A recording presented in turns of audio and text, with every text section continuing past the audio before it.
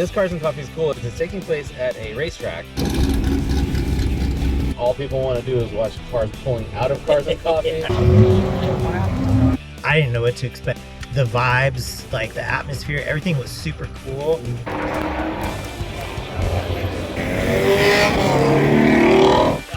With that orange, just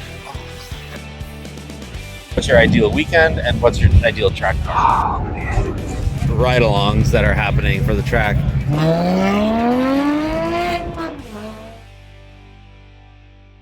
All right, here we are, Saturday morning, going to Cars and Coffee, like a lot of car people do. I have a low pressure tire light, but this one was rating at 18 on the way here. All I want to do is go to Cars and Coffee. It's at G2 Motorsports today, which is a track. Cars and Coffee at a track is going to be awesome. We're going to check that out. But first, I got to make sure that we can get there because I don't have spares for this car. So we're going to fill this up real quick. So I think we're okay. Like my Mercedes valve stem cover. Tell me you're rich without telling me you're rich. That one's at 18. This one's at 42. There's definitely a slow leak. And we will learn the hard way today if there is. Safety first, guys. Can we Let's bring that. Okay. Yeah. All right, we're going to head out. All right, let's do it. So if you're a car guy, Saturdays usually at least once a month are spent on going to Cars and Coffee. When's the last time you went to a Cars and Coffee? 15 plus years, 20 maybe. We started with a Honda scene together. Yeah. A lot of Honda knowledge. What do you have now? You have a Fit. Yeah. The Fit that you've seen on my channel a million times at this point. This Cars and Coffee is cool, as I mentioned earlier, because it's taking place at a racetrack in Anna, Texas. It appears to be the blend of two separate tracks for a combined 3.1 mile road course. I went to this track and I actually went in my friend's R8. Today they're actually hosting a Cars and Coffee. The track ride-alongs that occurred during this event were all done by S Collective, which is a company based out of Plano, Texas. What started as a PDR and detail shop has now turned into a company that's really pushing car culture in North Texas. Check out S Collective for all your race car needs, your detailing, and your wrap needs. We should see some really, really high-end cars today, and we're going to try to talk to people. We did some research, and it sounds like all people want to do is watch cars pulling out of Cars and Coffee Yeah. and doing flybys. We're waiting for a Mustang to crash. So we are pulling up. There is a massive line of cars. Look at this license plate. 6 manual transmission. I was like, what is gimped? Finally get this line moving, right? Yeah. Oh, you're good to go. All right, thanks, man. Easy enough.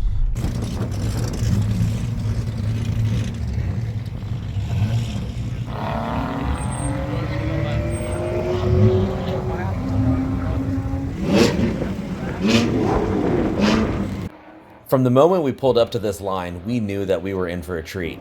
This looked like such a cool Cars and Coffee with so much activity happening around us. There was cars running around on the racetrack, there was cars pulling in, there was vendors, there was a giant building with food, and we're super excited to share this very, very unique Cars and Coffee event with you.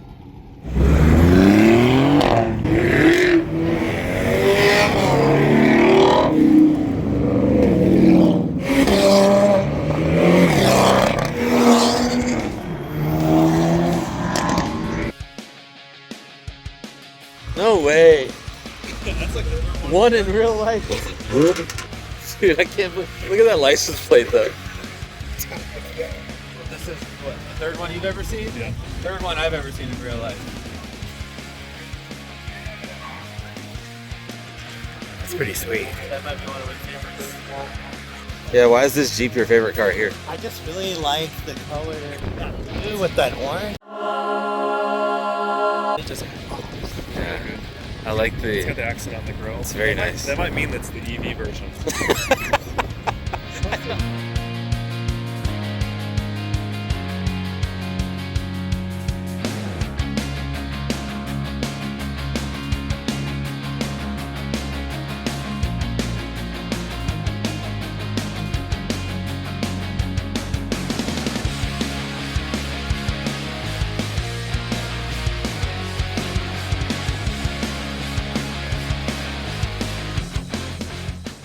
Personally, I wouldn't have thought like this color with those color wheels would go together, but it goes so well.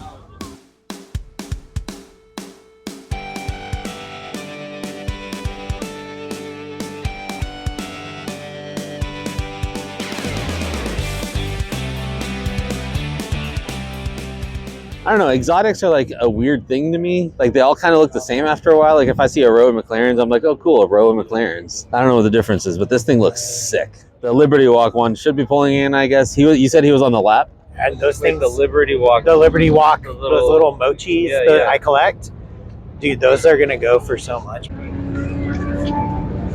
God, dude, Probably my favorite car. it's so beautiful, dude.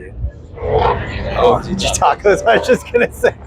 I noticed like a lot in the Japanese car scene that they use a lot of just word graphics that they're not car names. Kind of just describing. Yeah, I feel like if we did that here in the U.S., people would hate all over it. They'd be like, "That's so dumb." I do appreciate a good old one. Silverado EG. That's the EG one. Well, I haven't either. That's my first one seeing it. This is classic right here. This reminds me of Need for Speed, Sega Saturn. Too bad quality control put the steering wheel on the wrong side.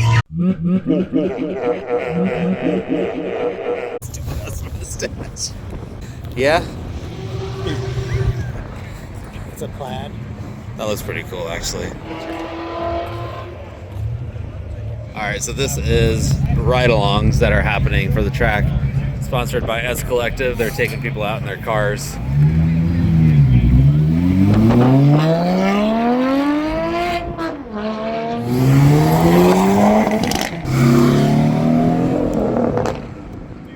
So behind me is the event center. You've got basically a nice view of the track all around. There's Barry's filming.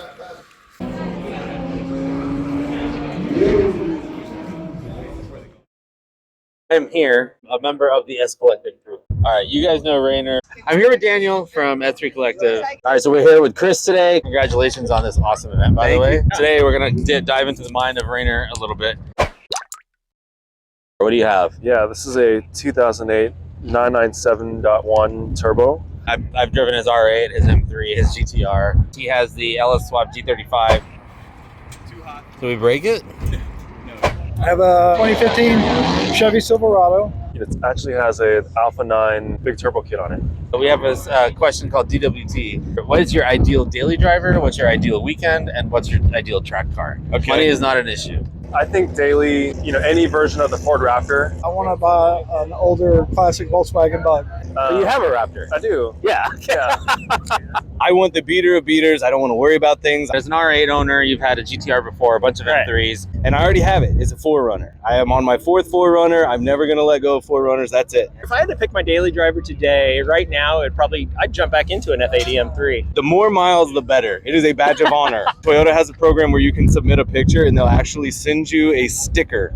So every 100,000 miles, 100,000, 200, and 300. So I've had two of them that have had 300,000 mile stickers on them, and I could not be prouder. Weekend car, Porsche 911 is a perfect weekend car. Like So your driving it. weekend would also just be a lower truck? Yeah, that's All right. cruise around in. Yeah. But if I have a choice, it's a 458 Speciale. Is that your weekend car or is that your track car? Let's make it the weekend car. Weekend That's car, yeah. fine. My weekend car, well, it used to be the R8. It's no longer the R8. I want a McLaren 600 LT, which I'm hoping I can make that happen. So he basically has his dream lineup, is Yeah. what I'm hearing. The only So- thing is I'm missing the last car, which is the fun track car. As far as track car, I'm not doing the track, so maybe the 4Runner on the track. 4Runner on the track. Yeah, that's fine. But I grew up around dirt track racing. Been around drag racing. My dad did drag racing. I think the BRZ would be what I'd go with. BRZ. Yeah. Very practical. And if I was looking at a track car, to me, bucket list car for me is probably still a GT3 RS. 100%. Getting to do the film and everything on these cars, I really love the Porsche GT3s. And the GT3? Ford. Oh, okay. What's your general attitude towards EVs? They're really conflicting for me because insane power. You just get in, you don't have to warm up the engine oil. You Yep. just go and you can haul ass. I'm not against them. When the Rivian came out, I was super pumped. It's really conflicting because from like a car performance standpoint, it's all there. I think the aesthetics part is what kills me. Most of them don't, look how I want a car to look. With the new Scout coming out, I'm super pumped. I put a deposit on the Canoe. I don't think there was a better ambassador. I was telling everybody I wanted it, waiting. They just declared bankruptcy. It's done. So to you, it's a lot of it has to do with looks. I'm in the same boat. Like that's been my complaint. Yeah. Why do they have to look so Yeah. What about the Taycan? What do you think about the Taycan? I like how it looks, but if I had to drive a lot and commute a lot and I had money for it, sure, I'd buy a Taycan. Yeah, Taycan's awesome. I don't think I'm ever going to commit to a fully electric vehicle until I don't have a choice. Of course, everybody wants a manual version of these, but in the last 4 years, the manual versions sell at a $15,000 to $20,000 premium. Yep. I just didn't feel like I really needed a manual to really enjoy a car, because for the most part, for me, like aesthetics is like number one importance.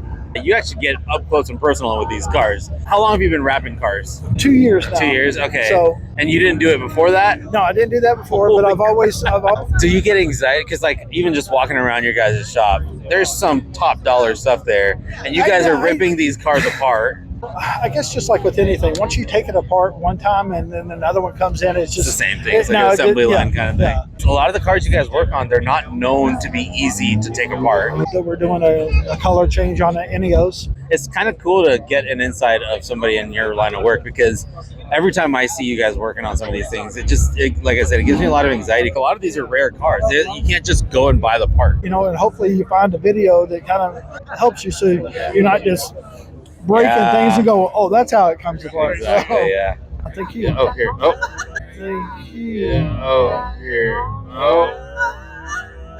Thank you guys. That was awesome. Appreciate Yeah, it. we'll do that again. We'll do a new take. Thanks, man. Yeah. Thank you. Sad. You don't like it, do you? I've driven one, so even considering how heavy it is. So they did a really good job masking the weight of the car. I feel like with the right wheels and an aggressive offset, this could look significantly better. Well, isn't that 90% of the cars on Yeah, exactly. Right? What do you think about the color combo? Not a fan. Too Iron Man for me. Yeah, I don't like that body style. I'm not a big fan of that design just in general. Yeah. The Honda Giant Cross SUV, Tour. yeah. The Cross Tour disease. Yeah, that's what this is. It's like the BMW S technically.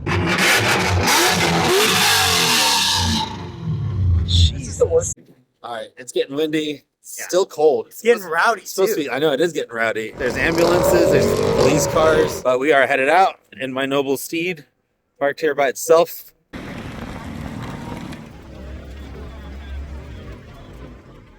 You didn't really know what to expect with this meet. Like, it's a Cars and Coffee, right? Like, everybody goes to Cars and Coffee. You wake up early, you go stare at the same cars you've looked at for the last few years of your life. Yeah. Maybe all look the same, right? They do. I know some of the people I spoke to, they kind of mentioned that. Like, you know, I've been to Cars and Coffee. They all kind of start to feel the same. The vibes, like the atmosphere, everything was super cool.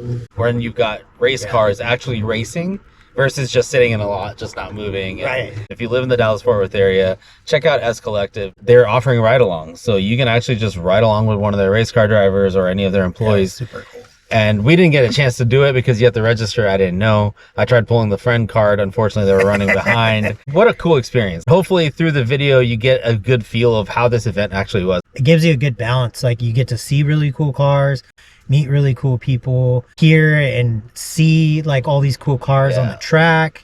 Speaking of which, daily driver. What was your daily driver? Daily driver, I'm going to go with what I currently drive now, which is my 2015 Honda Fit. I mean, it's just fun. It's a solid car. It gets great gas mileage, and my whole family fits in it really well. Weekend car, I mean, really want an S2000. I just think it would be a really fun car to drive around on the weekend, put the top down, especially when the weather's nice here in Texas.